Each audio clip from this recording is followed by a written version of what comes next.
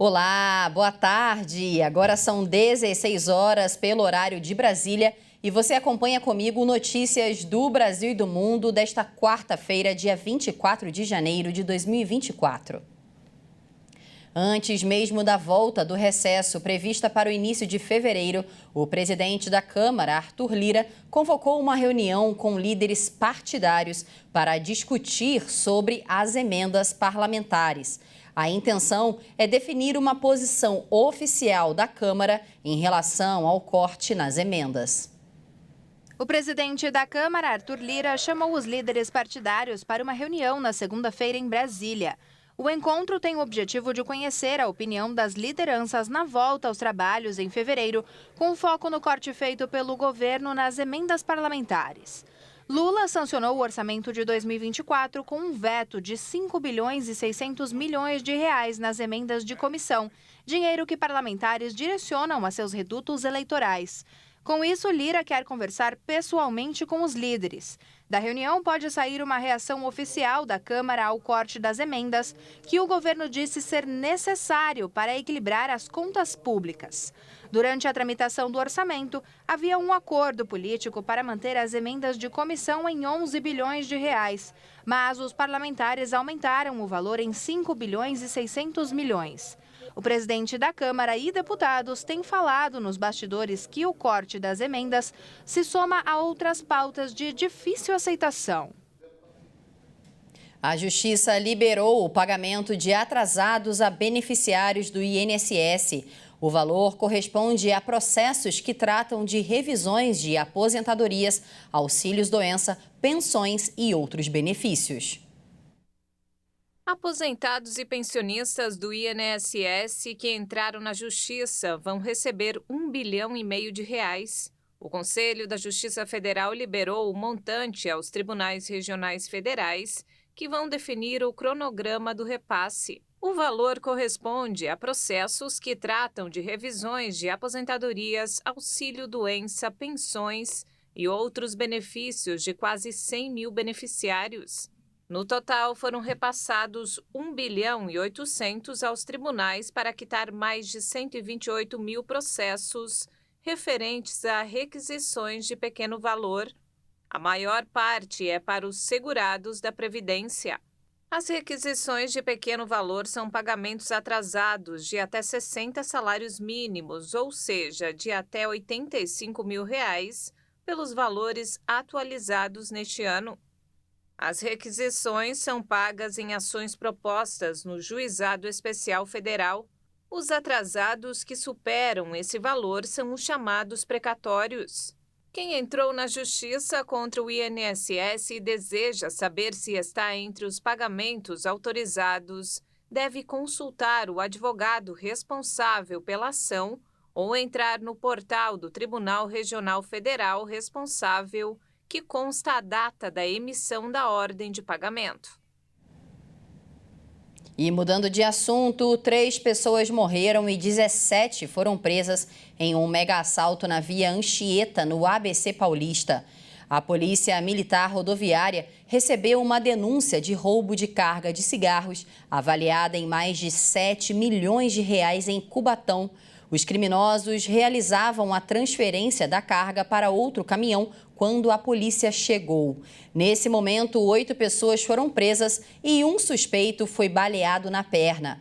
Nas buscas pelos outros suspeitos na mata, houve novos confrontos que levaram a outras mortes. Ao todo, 3 pessoas morreram. O motorista que transportava a carga foi mantido refém e levado para Itariri, no Vale do Ribeira, e só então liberado. Ainda há suspeitos foragidos. 80% da carga foi recuperada durante a ação. O DEIC de Santos investiga o caso.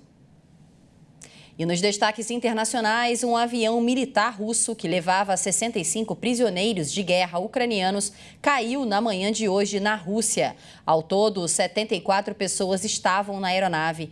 A informação foi divulgada por agências de notícias do país. Os prisioneiros de guerra estavam sendo transportados para troca em uma operação de resgate. O avião de modelo II-76 era designado para transporte militar de tropas, carga, equipamentos militares e armamentos. Neste voo, a tripulação era de 6 membros e outras 3 pessoas que não foram identificadas, mas também estavam a bordo. O governador local de Belgorod afirmou que um incidente não especificado ocorreu no distrito de Korochansk, nordeste da cidade de Belgorod, e que estava indo inspecionar o local. Ele disse que investigadores e trabalhadores de emergência já estavam onde o avião caiu. O Kremlin está investigando a situação. A ONU criticou novamente a oposição do governo de Israel a uma solução de 2 estados para encerrar o conflito com os palestinos.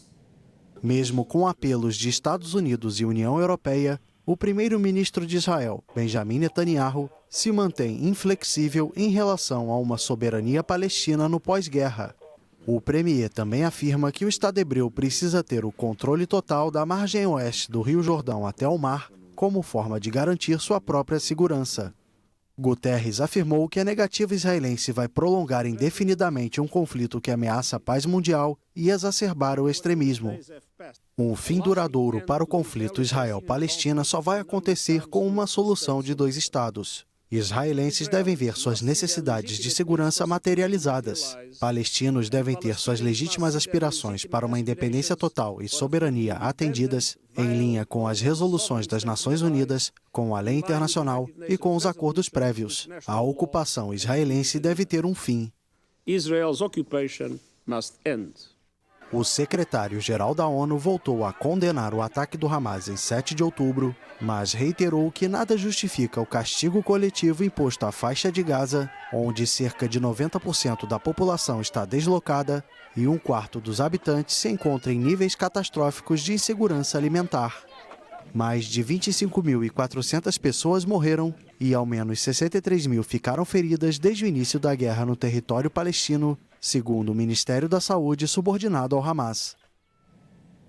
E nos Estados Unidos, o ex-presidente Donald Trump venceu as primárias em New Hampshire para a escolha do candidato republicano da eleição presidencial nos Estados Unidos. De acordo com a imprensa norte-americana, Trump tem mais de 54% dos votos e foi parabenizado pela própria adversária, a ex-embaixadora dos Estados Unidos na ONU, Nikki Haley. Com o resultado, Trump dá mais um passo à frente para disputar a corrida à Casa Branca. O Partido Democrata do atual presidente Joe Biden venceu as primárias com 67% dos votos. E essa edição fica por aqui. Você acompanha outras informações logo mais às 5 da tarde com a Beatriz do Vale. Uma ótima tarde para você. Tchau, tchau.